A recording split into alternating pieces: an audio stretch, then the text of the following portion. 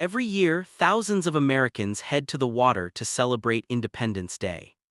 For 18-year-old Nolan Xavier Wells, it was supposed to be a weekend of freedom, friends, and unforgettable memories. Instead, he disappeared. No distress call. No confirmed witnesses to what happened. No clear explanation. Days later, the search would end in tragedy, but for Nolan's family, the biggest question was only beginning. What really happened on Horn Island? In this documentary, we'll reconstruct Nolan Wells' final known hours using publicly reported information, official statements, and documented timelines. We'll examine what investigators confirmed, what witnesses reported, why an independent autopsy left crucial questions unanswered, and why, months later, this case continues to spark debate across the country. Because behind every headline was an 18-year-old whose future had only just begun. Before anyone knew his name from news reports, Nolan Xavier Wells was simply a teenager looking toward adulthood. At just 18 years old, he had recently graduated from high school and was preparing for the next chapter of his life. Like many young Americans, that summer represented possibility. A season filled with celebrations, friends, new experiences, and the excitement that comes with finally stepping into adulthood. Those who knew Nolan described him as someone who enjoyed spending time with friends and family. Public tributes shared after his disappearance painted the picture of a young man whose life had touched many people in his community. No one imagined that a holiday weekend would become the last time many would ever see him alive. And that raises the first question. If this was meant to be an ordinary celebration, how did it become one of the year's most talked about missing person investigations? To understand this mystery, you first have to understand the location. Horn Island sits off Mississippi's Gulf Coast, separated from the mainland by miles of open water. Part of the Gulf Island's national seashore, it's known for untouched beaches, maritime forests, wildlife, and long stretches with little or no development. There are no hotels, no neighborhoods, no permanent residents. Large portions of the island remain isolated for much of the day. While beautiful, Horn Island can also be unforgiving. Changing tides, strong currents, intense summer heat, and limited emergency access mean that even experienced visitors are encouraged to prepare carefully. For many people, those conditions are simply part of the adventure. But investigators would later ask whether those same conditions also complicated the search for Nolan. Before anyone realized something was wrong, there was still time to turn back. But no one knew they were approaching the final moments of an ordinary holiday. Independence Day draws thousands of people to beaches and waterways across the United States. Horn Island was no exception. Groups traveled there by private boats, planning to spend the day swimming, relaxing, and celebrating. Among them was Nolan Wells. Public reporting indicates he was visiting the island with others during the holiday festivities. At first, nothing appeared unusual. People enjoyed the sunshine. Music drifted across the shoreline. Boats anchored offshore. Friends gathered along the beach. Everything seemed exactly as expected for a 4th of July celebration. Then, something changed. Exactly what happened during those next few hours? That would become the central question investigators and Nolan's family would spend the coming days trying to answer. Reconstructing Nolan's final movements has proven difficult. Publicly released information has established portions of the timeline, while other details remain unclear or have been reported differently by various sources. Investigators have worked to piece together events using interviews, digital evidence, and witness accounts. But even today, not every minute has been fully accounted for in public reporting. As daylight slowly began giving way to evening, concerns started to grow. People realized Nolan was no longer where they expected him to be. Calls were made. Friends searched nearby. They looked along the shoreline, around gathering areas, near boats. His name echoed across the beach. But there was no response. What initially may have seemed like a brief separation was quickly becoming something much more serious. Because on an island surrounded by open water, time matters.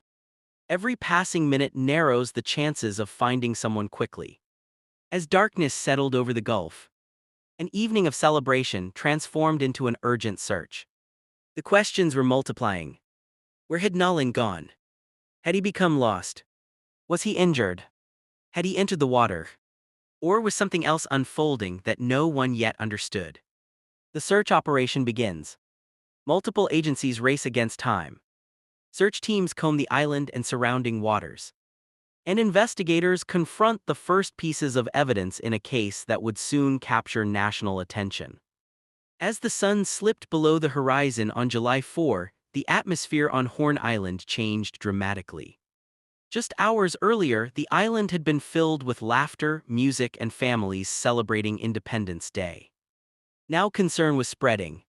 Nolan Xavier Wells could not be found. At first, those with him hoped there was a simple explanation. Perhaps he had wandered farther down the beach. Maybe he was with another group nearby. On an island with miles of shoreline, it wasn't impossible for people to become temporarily separated. But as more time passed, those possibilities became less reassuring. Friends began searching on foot, calling Nolan's name across the sand. They checked gathering spots. They walked along the shoreline. They searched near the boats that had brought people to the island. Still, there was no sign of him. And with every passing minute, a troubling reality became harder to ignore. Horn Island is not a place where someone can simply disappear without consequences. If Nolan wasn't on the beach, where was he? As concern grew, the search expanded beyond Nolan's friends. Emergency responders were notified, and multiple agencies joined the effort. Public reports indicate that local authorities, marine units, and the U.S. Coast Guard became involved in searching both Horn Island and the surrounding waters. The conditions made the operation especially difficult. Even during daylight, Horn Island's remote landscape presents unique challenges. Its dense vegetation can hide someone from view. Its beaches stretch for miles. And the waters surrounding the island are influenced by changing tides, currents, and weather conditions. As darkness settled over the Gulf, visibility became even more limited. Search crews faced an urgent question. If Nolan had entered the water, every hour mattered. What do you think investigators focus on first in a case like this? The shoreline, the water, or the people who were last known to be with the missing person? Keep that question in mind because it would shape everything that followed. The search continued through areas of the island where Nolan might have become lost or injured. At the same time, boats scanned the surrounding waters. Search crews looked for any indication of where he might have gone. Every report, every possible sighting, every piece of information had to be evaluated. For investigators, missing person cases often begin by establishing one critical fact. Where was the person last confirmed to be? That answer helps determine where search teams should concentrate their efforts. But in Nolan's case, publicly available information has not established a complete minute-by-minute timeline of his final movements. That uncertainty would become one of the investigation's greatest challenges. Without a clearly documented sequence of events, investigators were forced to work with unanswered questions from the very beginning. Sometimes it's not the evidence investigators find. It's the evidence they don't. While search teams continued their work, Nolan's loved ones faced an agonizing wait. Every phone call carried hope. Every update was met with anxiety. Families of missing persons often describe the waiting as one of the hardest parts. Not knowing, wondering, hoping that the next piece of news will finally bring answers. For Nolan's family, those emotions played out under an intense public spotlight. As word of his disappearance spread, community members began sharing his photograph online. News organizations reported on the search. Social media filled with messages asking people to remain vigilant and hopeful. Across Mississippi and beyond, strangers began following the case. Everyone wanted the same outcome: to bring Nolan home safely. Then came the update no family ever wants to receive. After days of searching, authorities located Nolan Wells. His body was recovered in the waters near Horn Island. Officials confirmed the recovery publicly, bringing the missing persons search to an end. But the recovery did not answer the questions that had haunted investigators from the beginning. Instead, it created new ones. How had Nolan ended up in the water? What happened during the hours before he disappeared? Was this simply a tragic accident? Or was there more to the story? Those questions would now shift the investigation in an entirely different direction. For many investigations, recovering a missing person marks the beginning of understanding what happened. In Nolan Wells' case, it marked the beginning of an even more complex search. Because determining how someone died can be far more difficult than determining where they were found. Investigators examined the available evidence. An independent autopsy raises additional questions. Witness accounts are scrutinized. And the mystery surrounding Nolan's final hours deepens, not through speculation, but through the facts that remain unresolved. When Nolan Xavier Wells was reported missing, the mission was simple. Find him. But once his body was recovered near Horn Island, the focus changed completely. The search had ended. The investigation was just beginning. For detectives, every unanswered question became a lead. Where had Nolan last been seen? Who had spoken to him? What had happened during the hours before he disappeared? And perhaps most importantly, did the evidence point to an accident or something else? Those questions would shape every step that followed. Because in cases like this, investigators don't begin with conclusions. They begin with facts. Investigators began reconstructing Nolan's final known movements using interviews, digital information, and witness statements. Like many investigations involving remote locations, establishing a precise timeline proved difficult. Different people remembered events differently. Some details could be confirmed. Others could not. Publicly released information has not provided a complete minute-by-minute account of Nolan's final hours. That gap matters. Because sometimes, the smallest missing piece can change the entire direction of an investigation. Detectives compared witness accounts, reviewed available evidence, examined where Nolan was believed to have been throughout the day. Yet despite those efforts, important questions remained unanswered. The investigation wasn't being challenged by conflicting evidence. It was being challenged by missing evidence. And that distinction would become critically important. One of the most important steps in any unexplained death investigation is the autopsy. Its purpose is to determine, whenever possible, how and why a person died. An official examination was conducted following the recovery of Nolan's body. Later, Nolan's family sought an independent autopsy. Families sometimes request independent reviews when they hope additional examination may provide answers or clarify unanswered questions. According to publicly reported findings, the independent pathologist was unable to determine with certainty whether foul play occurred. Importantly, that does not mean foul play was confirmed, and it does not mean it was ruled out. Instead, the available evidence did not allow investigators or forensic experts to reach a definitive conclusion. For Nolan's loved ones, that uncertainty only deepened their search for answers. If medical evidence cannot fully explain what happened, where do investigators turn next? The answer is the people who were there. In every investigation, witness statements are essential, but they are also carefully evaluated. Investigators compare each account against physical evidence, digital records, timelines, and other interviews. Public reporting indicates detectives interviewed individuals connected to Nolan's trip.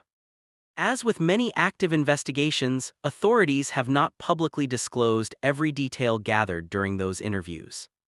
That silence is not unusual. Detectives often withhold information to preserve the integrity of an investigation and to avoid influencing future witness statements. For the public, that can feel frustrating. For investigators, it is often necessary. Because revealing too much too early can make it harder to determine which information comes from genuine witnesses and which comes from outside sources. Before we continue, If you appreciate respectful, fact-based documentaries that focus on the people behind the headlines, not sensationalism, please consider subscribing to Mind Whisper Mysteries. Every week we investigate real disappearances, unsolved mysteries, and true crime cases with careful research and compassion. And if this story has made you stop and think, leaving a like helps more people discover Nolan's story and supports our mission to keep these cases remembered. Now, let's examine the theories that continue to surround this case. As with many high-profile disappearances, several theories emerged. Some focused on the environment. Others questioned whether someone else may have been involved. It's important to separate these ideas from established facts. Theory 1: an accidental drowning. This is one possible explanation discussed publicly. Horn Island is surrounded by open Gulf waters where changing currents, heat, fatigue, and environmental conditions can quickly become dangerous. However, publicly available information has not answered every question surrounding Nolan's final movements. Theory 2: foul play. Following the independent autopsy and the family's public concerns, some have questioned whether another person could have played a role. At this time, authorities have not publicly announced evidence establishing homicide, and no one has been charged in connection with Nolan's death. That distinction is crucial. Questions are not proof. Suspicion is not evidence. And responsible reporting requires separating possibility from fact. Theory 3: unknown circumstances. Sometimes investigators encounter cases where the available evidence simply does not support one clear explanation. When that happens, investigators continue collecting information while avoiding premature conclusions. For now, this case remains surrounded by unanswered questions rather than definitive answers. Investigations are often expected to provide certainty, but not every case does. Sometimes, the truth remains just beyond the evidence currently available. We'll examine where the investigation stands today, the impact this tragedy has had on Nolan's family and community, and why they continue to hope that someone somewhere may still hold the missing piece of the puzzle. For many families, the recovery of a loved one marks the end of a desperate search. For Nolan Xavier Wells' family, it marked the beginning of a different kind of journey. A journey for answers. Months after the 4th of July weekend that changed everything, investigators have continued reviewing evidence, witness statements, and forensic findings. Publicly available information indicates that authorities have not announced a final determination explaining exactly what happened during Nolan's final hours. Likewise, no arrests have been announced, and no criminal charges have been filed in connection with his death. That doesn't necessarily mean investigators have stopped working. Many investigations continue quietly behind the scenes, with detectives revisiting evidence, reviewing interviews, and following up on new information whenever it emerges. Some of the most important breakthroughs in cold and active cases have come months or even years later. Sometimes from a witness who finally decides to speak. Sometimes from advances in forensic science. And sometimes from one overlooked detail that suddenly changes everything. For now, however, many of the central questions surrounding Nolan's death remain unanswered. Sometimes, the most difficult mysteries aren't the ones with too many clues. They're the ones with too few. Behind every investigation, there is a family living with unimaginable loss.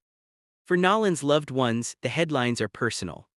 The news reports, the online discussions, the theories. They all revolve around someone they knew not as a case number, but as a son, a relative, a friend, and a young man whose life had barely begun.